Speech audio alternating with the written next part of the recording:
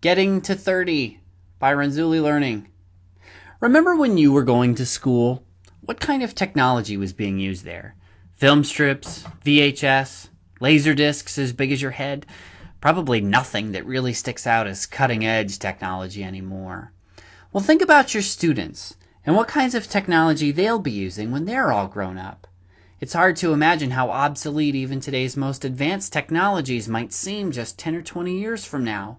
And it's your job to get them ready for that day, when they'll graduate and enter the technological world of the future. And you have to get them ready for tomorrow's technology by using today's technology. But your own access to today's technology may be limited. You may have to compete for space and time in a computer lab. And although you might have a few computers tucked away in the back of your classroom, you've got to be so focused on your required curriculum that it's hard to carve out much time to get your students using them. You might find it difficult to work out how you can get each of your students on the computer at all. You might be inclined to just give up or start using those computers for other things. And this is a problem. Just because you've only got 2 or 3 computers shouldn't mean no one gets to use any computers. Ideally, every student should be able to access the computer for at least 30 minutes a week for engaging, enriching content that motivates them to grow in their technology and reading skills. That does not mean online worksheets and drill and practice programs that just make the computer boring. It does mean virtual field trips, learning games, online activities, and ebooks that make the required curriculum engaging. So how do we get there? How do we get every kid that baseline 30 minutes a week if there are only a few computers available? Well, here are some tips. Use small group instruction. You can group students by a common skill level or by common interest, expression styles, or learning styles. Allow groups to carousel on and off the computers.